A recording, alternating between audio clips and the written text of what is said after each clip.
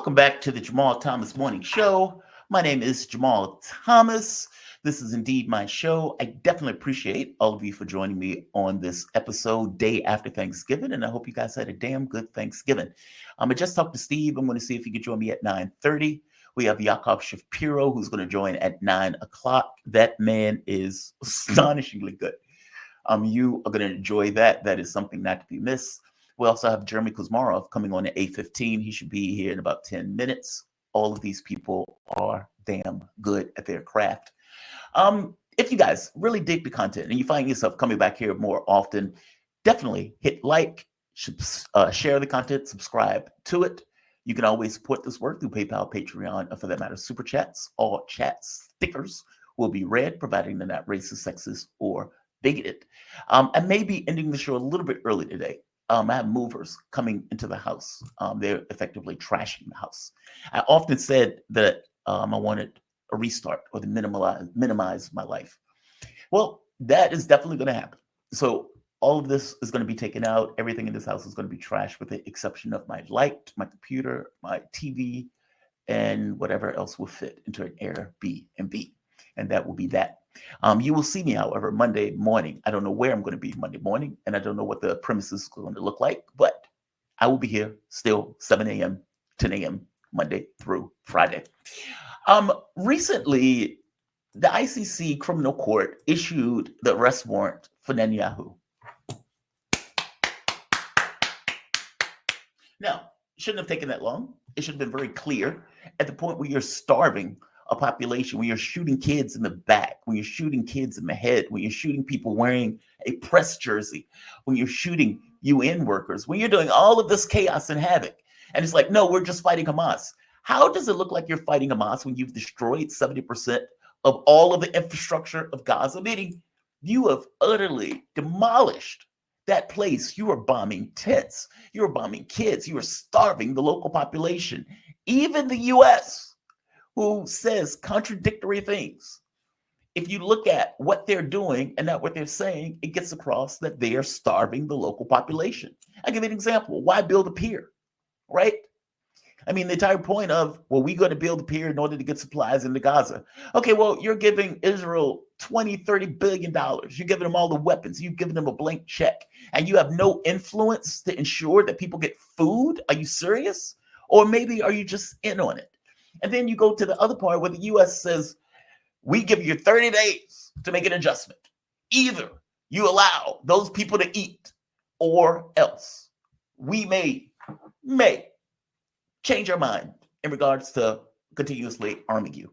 Now, keep in mind, this is against our own laws, meaning the Biden administration is breaking the law on several fronts. A, it is understood that Israel has nuclear weapons. They are not part of the Nuclear Proliferation Treaty. We shouldn't be arming them. We shouldn't be engaging them in the way they were engaging them. And the starvation thing, again, breaks our laws.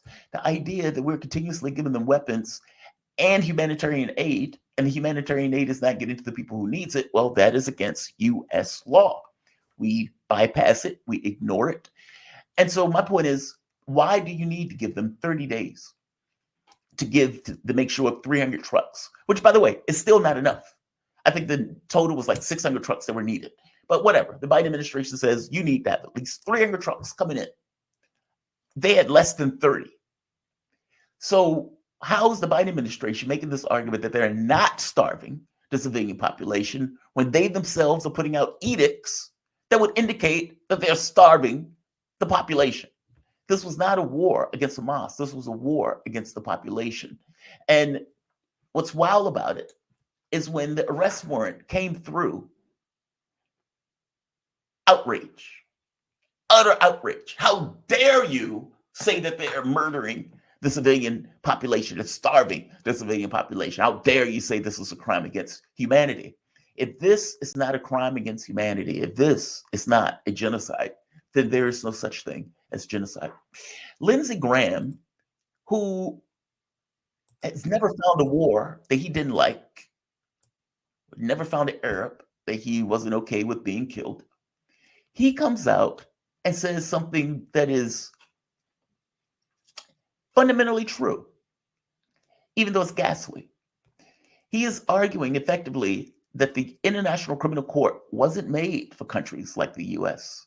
It wasn't made for places like Israel. That it doesn't apply in those places. And by the way, it does. As a flat fact, does. Palestine is part of the Rome Statute. And a country that is part of the Rome Statute, if something is happening to that country, the country that is doing it is also grandfathered in. So when the United States was attacking Afghanistan, for example, Afghanistan is part of the Rome Statute. It's part of the International Criminal Court. And so the court has jurisdiction to investigate U.S. war crimes in Afghanistan because it was part of the Rome Statute. Palestine also. Now, the U.S. would try to make this argument, well, they're not a country, and so they don't really apply. It's like, okay, so A, you're blocking them from being a country because you and Israel are the only two. Some other rando place might join in on this, but you're really the only two that's standing against A, a ceasefire, but B, also standing against it becoming a country. Israel went through the United Nations to become a country. Why not Palestine? And so not only are you saying, well, they're not party to it because they're not, a country, you're preventing them from being a country, A. And now you're standing against the ICC doing their job. It's one thing, for example, the ICC went after, they put an arrest warrant on Putin. Ukraine is not part of the Rome Statute. Russia is not part of the Rome Statute. US is not part of the Rome Statute. And I would argue no country that is a superpower would be a part of it in real terms because they don't want to be limited in action by this. They went after Putin because he was taking kids out of a war zone. Just outrageous. This case, it's an actual genocide. You are literally killing people en masse, indiscriminately. And if you remember, at the very end when the ceasefire was being declared by Lebanon, well, I'll say Hezbollah because Lebanon didn't fire a bullet in anger, not even one. But Hezbollah and Israel went on a killing spree to kill as many Lebanese as they possibly could before the ceasefire went into effect. Now, that is just disgusting behavior. Like, that is a level of racist hatred that is difficult to fathom. My point is, Lindsey Graham is saying that's fair game, that you shouldn't, and the court is wrong for putting an arrest warrant out for war criminals. I'll let Lindsey himself make his point. I'm not even going to make a homophobic joke about Lindsey Graham. I'm going to keep this directly on the subject matter. Lindsey Graham telling people that it's wrong, that the ICC wasn't meant for Israel. The statute doesn't apply to Israel or the United States or France or Germany or Great Britain because it wasn't conceived to come after us. It wasn't conceived to come after us. Like, he is not even arguing. That's outrageous. He is not even arguing. The way this argument typically goes is that, well, the Rome Statute, countries that are signed to the Rome Statute abide by the rule set. And that they would say, well, the US is not party to it. They would say Russia is not a party to it. And they would say Israel is not a party to it. And then they would argue, typically, Palestine is not a country. And because Palestine is not a country, it doesn't apply to Palestine. Okay, you can make that case. The court is going to think differently. And whether it's a country or not is secondary to the point that they are party to the Rome Statute. And so it does apply. That's not what Graham is arguing, though. Graham is arguing this kind of supremacist argument. It was never designed for us. It was designed for those dictators in Africa or those, places that can't really defend themselves that we can invade and whatnot. But it wasn't designed for us. It wasn't designed for Israel. Why not? Why not? Why not? What's special about Israel? What's special about America? That war crimes, that they can't commit war crimes and they can't be held accountable for the war crimes that they commit. Like, this is utterly deranged. It's outrageous as an assessment. Lindsey Graham believes that somehow we are special. We're so special that when we commit war crimes, we are above any sort of man-made law or rule set in order to hold them accountable or hold us accountable for those war crimes. That is an astonishing argument to make. And yet, that seems to be the case that Lindsey Graham is making. I'll play it one more time. Lindsey Graham, we are above the law. And so is Israel, considering God chose them for something and for some reason. Statute doesn't apply to Israel or the United States or France or Germany or Great Britain because it wasn't conceived to come after us. Again, why not? Why not? Why not? The Rome Statute was conceived of going after countries or groups, well, countries, people that are committing a genocide, that are committing crimes against humanity. It wasn't specific or just it wasn't it didn't it didn't include, or it wasn't one of those things where there was like a blacklist where it's like, yeah, we're going to put this out there and we're going to go after people who commit war crimes, except for America, Israel, and France.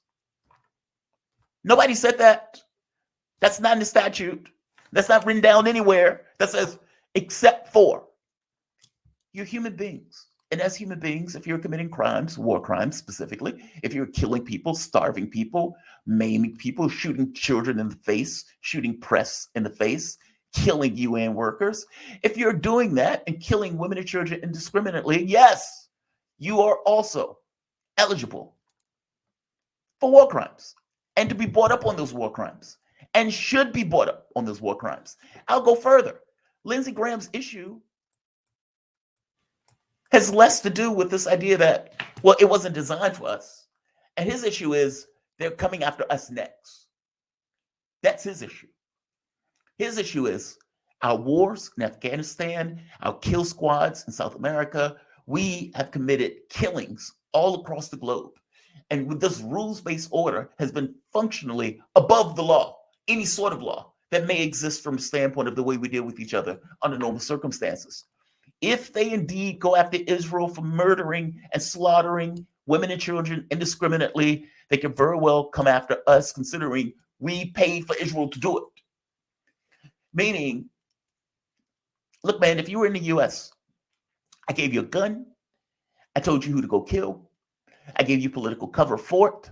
I lied to the cops when the cops came and asked me about it. I am also going to jail. And I'm going to jail probably for just as long as you, because I was also instrumental in the murder that took place.